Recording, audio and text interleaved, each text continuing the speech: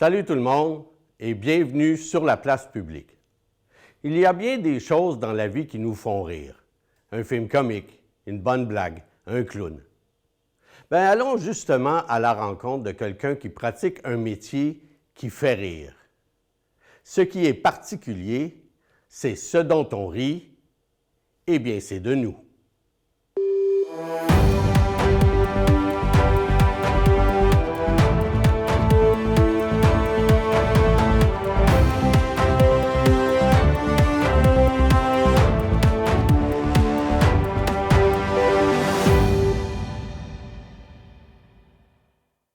Alors, on se retrouve chez M. Denis Vézina. Merci de nous recevoir chez vous. Je vais vous présenter comme caricaturiste parce que c'est ça qui est écrit sur votre camion, c'est ça qui est écrit sur votre site web, mais sur votre page Facebook plutôt. Mais on s'est parlé avant, puis je pense qu'il y a beaucoup plus que ça.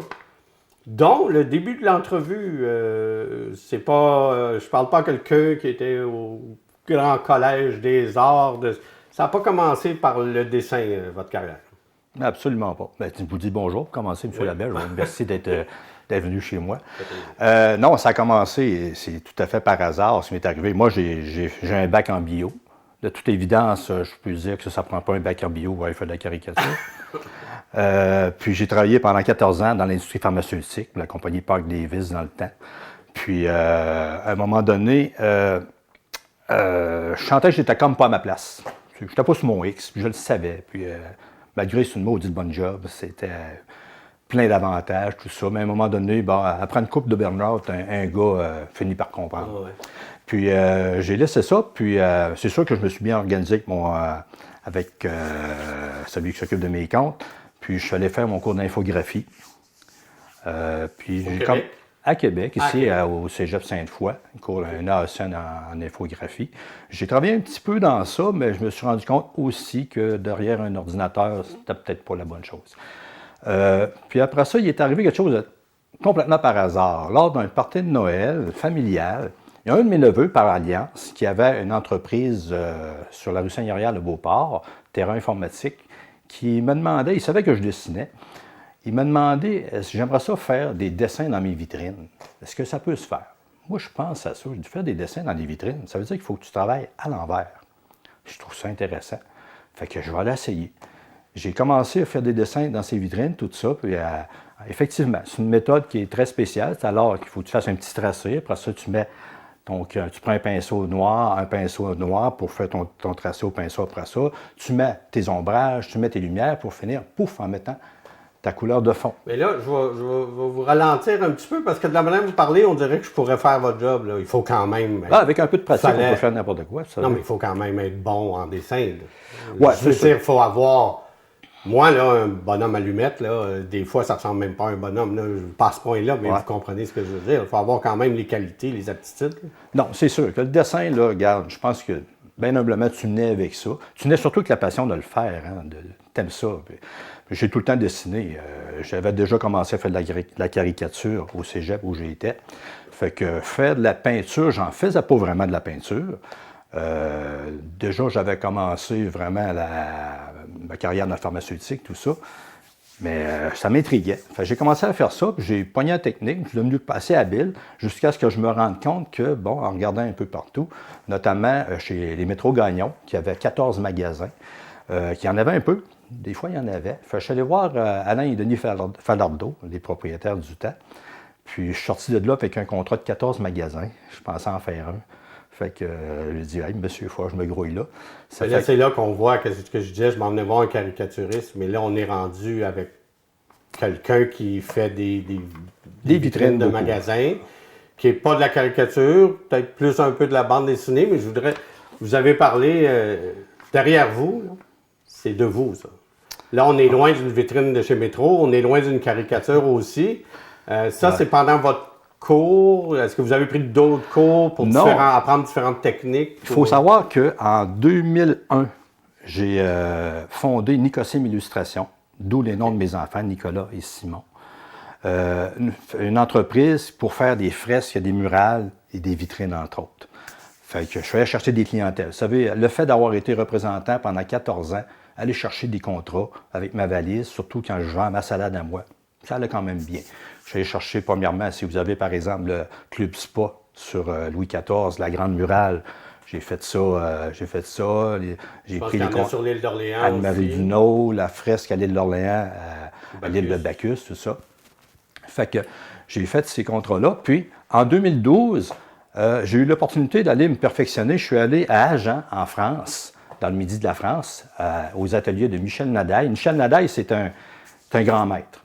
Il a fait des fresques et des murales, beaucoup de faux finis, des trompe-l'œil. C'est un maître pour recréer des marbres de toutes les formes pour la reine d'Angleterre. Ça regroupe tout ce que je suis allé chercher là-bas. Vous avez la fausse pierre sur les côtés. En haut, c'est du faux bois pétrifié qu'ils retrouvent en Europe, notamment. Vous avez la perspective atmosphérique qu'on appelle, où vous voyez au fond les montagnes qui sont très, très pâles.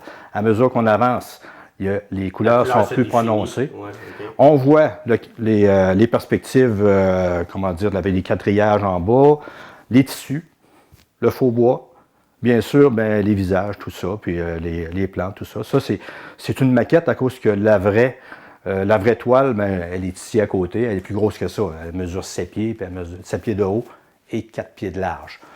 Fait que je suis revenu avec ces techniques-là, ce qui m'a permis de faire justement des fresques comme celle de l'île de Bacchus, où on voit l'arrivée de Jacques Cartier avec les Indiens, tout ça. Différentes fresques un petit peu partout. Où, si les gens veulent la voir? Au vignoble l'île de Bacchus, okay. À Saint-Pierre en rentrant, à gauche. En rentrant j'ai fait de la renseigne aussi, j'ai fait une murale aussi. Un petit peu plus loin, si vous continuez, vous avez la cidrerie Bilodeau. J'ai fait la fresque à l'extérieur. Puis à l'intérieur, vous avez un plafond cathédral, où on voit toute l'historique de la cidrerie. Ça part de la cueillette, de comment on cueille les pommes, comment presser, comment faire le cidre, tout ça. C'est au plafond, c'est monochrome, mais ça fait quand même très bien. Puis, au plancher, vous avez les pommiers en 4 saisons, qu'on peut dire. Vous avez les pommiers en hiver, les pommiers en fleurs, des pommiers... avec les fruits. Puis, tu voyais aussi, à l'entrée à droite, vous voyez Claude, le propriétaire, son enfant sur le dos qui ramasse des pommes. Ça, j'ai fait ça un certain nombre d'années, je me souviens plus exactement. Mais des fresques, il y en a un petit peu partout. Est-ce que vous en faites... Tout à l'heure, vous avez dit que ça faisait moins partie. Les fresques, ça fait encore partie. Ça fait encore partie. C'est les trompe-l'œil. C'est le hasard. C'est le hasard. Je n'ai pas de contrat de fresques, puis je serais peut-être dû en avoir. Là. Ouais. Mais à travers tout ça, j'ai fait des chambres d'enfants, j'ai fait plein de choses. Justement, quand je regardais mes photos, j'étais surpris de voir qu'il y a des choses que j'avais faites. Je ne me rappelais plus de ça. Oui, de toute façon, pendant que vous expliquez, les gens voient ça à l'image, à la télé. On va la mettre, vous l'avez montré, la chambre d'enfant. L'enfant qui a eu ça, il est gâté, c'est beau. Malgré qu'ils ont passé le rouleau dessus, quand ils ont vendu à la maison, les autres n'en voulaient plus. C'est des choses sérieuses, des choses qu'il faut accepter. Oh mon Dieu, ça me fait un peu mal quand vous dites ça, mais bon. Mais il faut dire, excusez, aviez-vous une question? Non. Il faut dire que ça n'a pas tout le temps bien été, par exemple. Il y a des moments que ça n'allait pas très, très bien. Par deux fois, il a fallu que j'aille me chercher un autre job. J'ai travaillé, entre autres, j'ai fait du remplacement de professeur en art à l'école François Bourin, congé de maternité. J'ai fait ça 1 an et demi. Puis après ça, j'ai travaillé aussi, j'ai été me chercher, travailler à temps partiel à SAQ. Okay. Ça impliquait de travailler toutes les fins de semaine. Ça, c'était un petit peu tannant. C'est ce qui m'a mené, d'ailleurs, à la caricature. Parce que le fait de travailler toutes les fins de semaine, c'est dur pour la famille, c'est dur pour le couple, c'est dur. Fait que c'est, à un moment donné, j'ai dit à ma conjointe, j'ai dit oui, je vais arrêter la SAQ, mais j'ai une idée derrière la tête. Okay. Puis mon idée, c'était que, justement, d'un meeting justement qu'on avait eu dans le pharmaceutique, j'avais vu un gars qui faisait de la caricature. Puis je trouvais ça le fun. Puis j'ai dit, je suis capable de faire ça. C'est certain, je suis capable de faire ça. Fait que là, je me suis attelé, c'est-à-dire pendant 6 mois, je suis allé sur YouTube, j'ai trouvé des bons caricaturistes, j'ai regardé la manière dont ils travaillaient. Puis je n'ai trouvé un, franchement, que je trouvais le style était très bien. Puis c'était des genres de démonstrations qu'il faisait, puis je m'en souviendrai toujours, à la démonstration numéro 9. Il dit, bon, aujourd'hui, je ne vous montre pas quoi faire. Il dit, dites-vous que 99,9% des gens ne sont pas capables de faire ce que vous faites. Ça fait que trouvez-vous un contrat, puis on en reparle la semaine prochaine. Ah, c'est bon. Ça a donné que j'avais un de mes grands chums qui se mariait dans 1 mois. Fait que j'ai fait sa caricature, lui et sa conjointe, pour le mariage. Puis je suis allé faire de la caricature à son mariage. Ça a bien été. Je n'ai pas tous réussi, là, mais ça a été le fun. Les gens appréciaient beaucoup. Ça a été le début. J'ai jamais arrêté de faire de la caricature depuis ce temps-là. moi, j'ai eu une couple de caricatures dans ma vie de fait de moi. Ce que je m'aperçois, j'imagine que c'est encore vrai, là, mais il faut avoir l'œil de c'est quoi le trait là, de la personne. Parce qu'une caricature, les traits présents, très présents si on veut, sont exagérés, sont... Est-ce que ça s'apprend? Ou tout de suite, en voyant un visage, vous dites, là, OK, l'accent va être mis sur ça? Un peu des deux. Ça prend une base de talent, c'est certain. Là. Mais il faut beaucoup de pratique. Puis tu viens d'aller le chercher très facilement, très rapidement, les caractéristiques. Moi, ce qui m'avantage... En le faisant ou d'avance? En le faisant. Vous me parlez d'exagération. Il faut faire attention. Non, OK. Moi, quand je vous dis, mon avantage, c'est qu'avant ça, j'ai fait du portrait. J'ai fait du portrait, une petite anecdote. Le mercredi soir, on se retrouvait au Mézeray, une gang de portraitistes, puis pendant toute la soirée, il y avait un sujet, on le dessinait. Et moi, au bout d'une heure, le portrait, il était pas mal fait à mon goût. Là. Fait qu'à un moment donné, je me suis mis à commencer à transformer un petit peu ça, là, faire de la caricature un petit peu plus. Fait que c'est là que je me suis rendu compte que c'était vraiment le fun. C'était vraiment plus le fun. Ça fait que c'est de même que ça a commencé, là, la caricature. Mais j'ai une pancarte que j'avais avant ça, parce que moi, vous savez, je suis maintenant installé à Baie-Saint-Paul, sur la rue Saint-Jean-Baptiste. Puis j'avais une pancarte, ça marquait caricaturiste, avec des photos, tout ça. Il n'y avait pas tant de monde qui arrêtait. Il n'y avait pas tant de monde. J'ai changé ma pancarte. J'ai mis portraitiste, caricaturiste. Oh! Fait que là, les gens, c'est mieux. Fait que, je vais vous donner un exemple. Si, disons, je fais un mariage, si le marié il arrive avec ses chums, là, puis ils sont sur le party, tout ça, puis je vais faire une caricature de toute la gang, puis là, on va en faire des grands montons. Bien, si après ça, tu fais les deux mères des mariés, tu peux pas faire ça. C'est une image qui vient de me passer. Oui. Fait que là, à ce moment-là, la différence. Je fais vraiment un portrait. Je fais vraiment un portrait rapide, mais respectueux, avec en allant chercher les caractéristiques. C'est exactement ce que j'ai fait hier. Hier, j'étais dans une résidence de personnes âgées. Tu n'arrives pas là-bas, faire des grands mentons. De toute façon, quand je commence, ils sont très peu à s'en venir volontairement pour faire les caricatures, ils ont peur. Bien, quand ils voient que je fais des dessins, des portraits qui sont ressemblants, qui rendent justice, oui, c'est ça. Qui rendent justice, c'est ça, bien là, ils viennent. Mais des fois, il arrive, il est arrivé un monsieur, il dit, là, lâche-toi là, un petit peu, là. Bien, là, lui, là, par exemple, let's go. Fait, là, je l'ai exagéré comme il faut, puis il était super content. J'aime bien ça aussi. Je joue entre le portrait rapide et la caricature. Ah, ma prochaine question, puis vous avez mis le mot rapide. Est-ce qu'il y a une contrainte de temps tout le temps dans ce genre de métier-là? Je parle pas quand vous faites vos vitrines, tout ça, là, mais pour les portraits, pour les caricatures. Les caricatures, ça prend à peu près 5 minutes. Une caricature, oui. À peu près 5 minutes. Quand tu fais un dessin, là, si tu t'attardes sur un point, là, c'est le petit point que tout le monde va voir et qui va gâcher le dessin, je dirais. Peut-être que je suis le seul à penser ça, là. Mais il faut que ça coule, il faut que ça aille bien, il faut que ça t'aille chercher rapidement. Puis c'est ce qui fait que la caricature est réussie. C'est ce qui fait qu'elle est vraie, qu'elle n'est pas trop travaillée, on peut dire. Fait que moi, une caricature, c'est 5 minutes. Quand je rajoute, en noir et blanc, quand je rajoute une couleur, je dis tout le temps, c'est 1 minute et demie de plus, tout simplement. Okay. Baie-Saint-Paul, c'est l'été, c'est sur Saint-Jean-Baptiste? Baie-Saint-Paul, c'est la rue Saint-Jean-Baptiste. J'ai commencé en 2015. Ça va faire la 11e année que je suis là, avec l'accord de la municipalité. Puis, j'ai pas senti la pandémie avec ça. Moi, il y a tout le temps du tourisme. Magnifique. C'est merveilleux. J'ai mon espace. J'ai réussi à avoir la permission d'avoir une installation couverte maintenant, qu'il faut que j'enlève pratiquement tous les jours, mais c'est pas grave. J'ai un chalet dans Charlevoix. Moi et Hélène, ma conjointe, je tiens à mentionner aussi, je parlais tout à l'heure de Nicocine, tout ça, là. Ma conjointe, Hélène Dufour, là, adjointe administrative, là, une chance qu'elle est là, à cause que ça soit un petit peu le bordel dans mes affaires. Elle est excellente au point de vue administration, excellente au point de vue secrétariat, le contact avec les clients, là. On fait une bonne équipe, je pense. Mais pour revenir à Baie-Saint-Paul, moi, je suis là habituellement le vendredi, samedi, dimanche, à partir du mois de juin aller jusqu'au mois d'octobre, parce que j'ai un chalet. On a un chalet à Saint-Urbain. Mais les dernières saisons, j'ai été pas trop présent. J'ai beaucoup de festivals. Hein. Je fais des festivals un petit peu partout. Mais je me suis rendu compte, puis là, ils m'ont mis dans les incontournables de Charlevoix. Ça fait drôle d'avoir un incontournable, puis t'es pas là.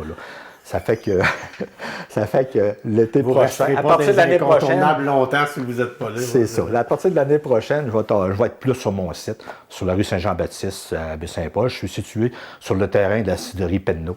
Ah, OK. Bon, Ouais. ça creuse un petit peu. Là. Oui, C'est ça. exactement. Exactement. C'est là-dessus que ça va se terminer. Pour les gens de la télé, ben, ça va se terminer sur des images de vous en train de faire une caricature de moi. Alors, les gens ne me voient pas beaucoup pendant les entrevues. Fait que, en tout cas, moi, j'ai hâte de me voir. Là. Merci beaucoup, M. Vizina. Ben, merci beaucoup.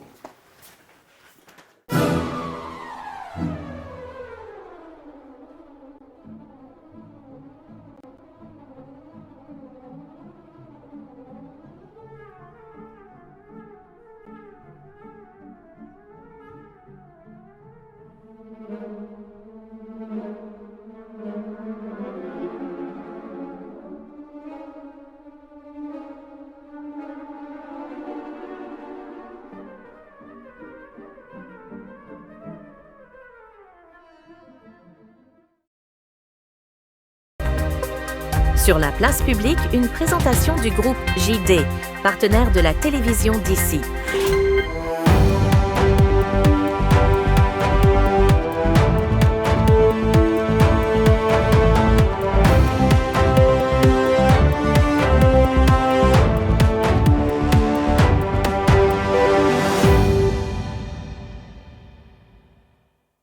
Il y a des métiers que l'on qualifie de vieux métiers. La personne qu'on s'en va voir pratique un métier qui date de l'Antiquité. Et aujourd'hui, eh bien, sur la côte de Beaupré, il est le seul à le pratiquer. Alors, on se trouve à Saint-Joachim, dans le village en bas. On est à la cordonnerie JMS pour Jean-Marie Simard. On est avec M. Simard. Bonjour, M. Simard. Bonjour. Merci de nous accueillir dans votre boutique. Est-ce que vous êtes natif de la Côte-de-Beaupré? Non, je suis né à Québec. OK. Et c'est vers l'âge de 5 ans que je suis arrivé à Saint-Tite-des-Caps. Et j'ai été à l'école à Saint-Tite jusqu'en 7e année. Là, tu sais, là, à l'époque, là, on n'avait pas d'autre chose que ça. Et je suis redéménagé à Québec, que je devais avoir 14 ans. Et j'ai fait un petit peu toutes sortes de jobs. J'ai travaillé dans l'arpentage sur la construction des routes. Puis à un moment donné, j'ai décidé que je voulais améliorer mon sort. Je suis allé à l'école, des cours subventionnés par le chômage. Puis c'était mécanicien de machine fixe. Ça comprend les gros balleurs, le chauffage, la climatisation, le confort des gens. Et j'ai tombé au cégep de Sainte-Foy. Et j'ai été chanceux. C'était deux vieux monsieur qui prenaient leur retraite. Fait que j'ai tombé chef de la chaufferie à peu près un an et demi après mon entrée au cégep. Et j'ai fait ça pendant une douzaine d'années. Et puis en 80, j'habitais à Saint-Tite-des-Caps et puis je voyageais Saint-Tite-Sainte-Foy. Mon Dieu, OK. C'est un bon trajet à tous les jours. Oui. Et en revenant de mon travail, je vois pancarte à vendre, le cordonnier à Saint-Tite. J'ai dit, j'aimerais ça prendre une pré-retraite là-dedans. Fait que j'ai été trouver le cordonnier. J'ai dit, moi, acheter ta cordonnerie tout de suite, puis ta maison dans un an. Et j'ai dit, ça va te permettre d'habiter ici encore un an, puis tu vas travailler gratis pour moi, tu vas me former comme cordonnier. Il a trouvé mon projet intéressant. Et c'est de même que je suis devenu cordonnier. C'est-tu de la cordonnerie ici ou non, c'est ailleurs? à Saint-Tite. OK, à Saint-Tite-des-Caps. Ouais. Fait que devenir cordonnier, c'est pas à 5-6 ans, vous avez décidé, hey, moi, je veux faire ça. Oui. C'est que moi, je suis bricoleur naturel. J'ai un rien, n'importe quoi. C'est comme dans moi, c'est une nécessité pour moi de bricoler. Et quand je suis arrivé là-bas, là, il y avait comme pratiquement rien à m'apprendre, sauf que, tu colles les chaussures, faut que tu utilises la façon que la colle à travail, ces affaires-là. Tu sais, c'est surtout ça. Il y a quand même des détails à savoir. Étant donné que Saint-Tite, c'était petit, il n'y avait pas beaucoup de cordonnerie. On faisait de la cordonnerie une journée par semaine. Le restant du temps, on faisait du rembourrage. Puis OK. je suis devenu rembourreur. J'ai trippé là-dessus à plein. puis Mais je me tout ce suis amusé. temps-là, vous étiez quand même à Sainte-Foy, là. Et tout- Vous faisiez les non, deux? je faisais plus. OK, c'est fini. J'avais lâché le cégep et puis j'étais devenu cordonnier. Puis la cordonnerie? J'ai fait pendant 12 ans de cordonnerie à Saint-Tite. OK. Et j'ai vendu à mon gendre la cordonnerie pour prendre ma retraite OK. en 2002. J'ai placé mon argent à la bourse pour vivre de mes rentes. Récession, rendement négatif. Ça veut dire que je les payais pour garder mon argent. OK. J'ai tout sorti ça de là. Puis là, ben, étant donné que j'avais vendu ma cordonnerie, j'avais plus de maison pour m'habiter. Fait que le fait que j'ai été mécanicien de machine fixe, j'ai une base en plomberie, une base en électricité, faire la maintenance des immeubles, c'était pas un gros problème pour moi. Je passais ici, il y avait 6 logements à vendre. Fait que là, j'ai parti en peu. J'ai acheté un bloc ici, un gros bloc dans rue Saint-Laurent-à-Beaupré, un autre dans rue de l'Église, un autre à Saint-Tite. Je me ramasse avec 24 logements, un gars qui prenait sa retraite. Oh boy, ça fait que vous faisiez l'entretien tout seul de vos 24 logements. Ouais, je faisais, puis j'ai vendu un bloc de temps en temps. Puis en 2008, il me restait le bloc ici, puis le bloc à Saint-Tite. Puis je m'ennuyais parce que j'avais pas d'ouvrage. Ma blonde a dit, pourquoi tu te rouvrirais pas une shop de cordonnier? Fait que l'atelier qu'il y a ici servait d'entrepôt. Je l'ai transformé en atelier. Puis il y avait Delphus Bouchard à Saint-Onde qui prenait sa retraite. Il était cordonnier. J'ai été voir Delphus, puis j'ai acheté son inventaire. Après ça, tu avais Jerry Racine sur le boulevard Saint-Onde, pas loin du salon funéraire. Il prenait sa retraite lui aussi. J'ai acheté Jerry, son inventaire. Puis mon gendre est retourné aux études d'un ordinateur. Il faisait plus de cordonnerie lui non plus. Fait que j'ai racheté toute la mécanique de cordonnerie de mon gendre aussi. C'est une bonne manière de se débarrasser de la compétition, ça. On les achète, on devient tout seul. C'est ça. Fait que là, êtes-vous en train de me dire quand que tu vous êtes... prends une retraite, ils ne coûtent pas cher à acheter. Fait que vous êtes rendu le seul cordonnier de la région? Puis là, j'ai trié les meilleurs outils Ouais. des 3 cordonniers, puis le kit, et ça a fait en sorte que j'étais full équipe et très bien équipé. OK. Puis là, vous êtes rendu tout seul cordonnier sur toute la côte? Toute ou, la côte de Beaupré au complet. Tu vas à Québec, à Baie-Saint-Paul, si tu veux un cordonnier. Autrement, t'es poigné pour faire affaire avec moi. Il y a peut-être pire dans la vie. Fait là, tout à l'heure, je vais vous demander, c'est parce que ça, je vais le dire, là, l'autre fois, je suis venu comme client, puis on a jasé, puis j'ai été un petit peu impressionné par plein de petites inventions que vous avez ici. Là, on va en parler dans quelques secondes. Mais avant, sans vouloir sauter trop d'étapes, est-ce que vous allez vendre d'ici ou vous allez finir votre vie cordonnier? Ou c'est quoi? Vu que vous avez acheté beaucoup, allez-vous vendre pour faire un peu d'argent à la dernière minute? Ou, Non. J'ai vendu tous les blocs. Quand j'ai atteint mes 80 ans, j'ai même vendu l'immeuble que j'habite ici présentement. Je suis devenu locataire. Mais j'ai conservé ma shop de cordonnier pour mon plaisir. Puis si quelqu'un arrive à un moment donné et il vous dit je veux acheter votre inventaire, vous n'êtes pas prête à ça. On continue à être cordonnier encore une couple d'années.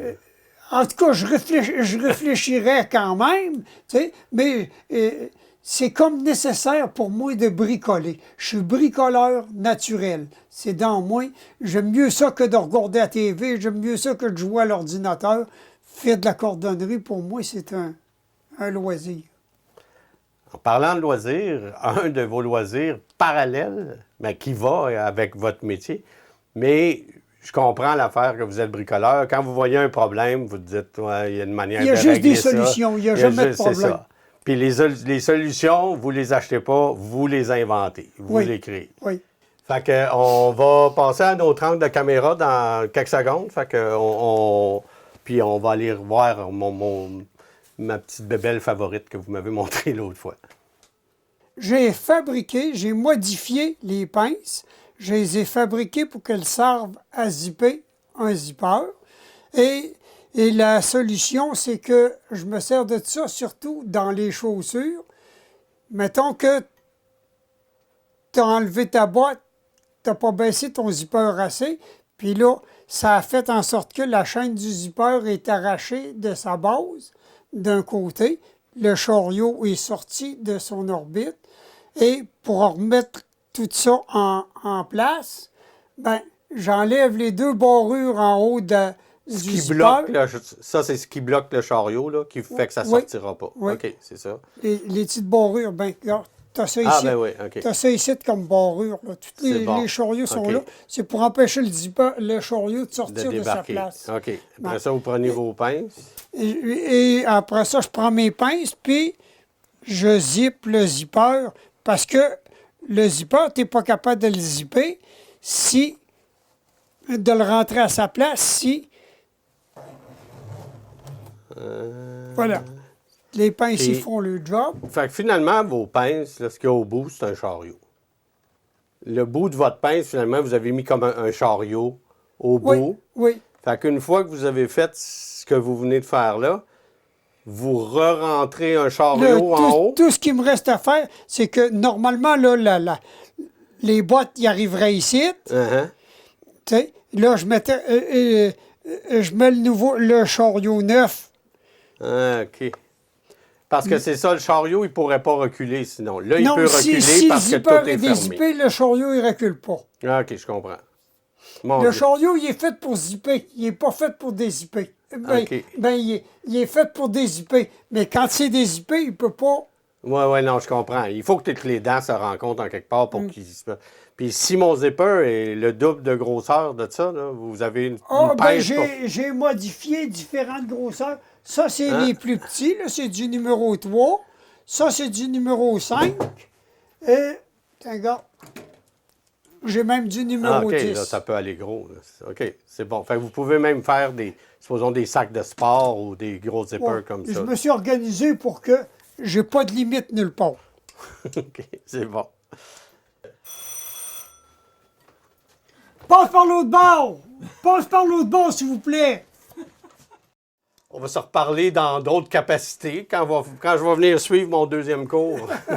Merci énormément. J'ai apprécié. Passez une belle après-midi. J'espère que vous avez aimé l'émission de cette semaine et soyez des nôtres prochainement. Alors que peu importe le sujet, on en parlera sûrement sur la place publique.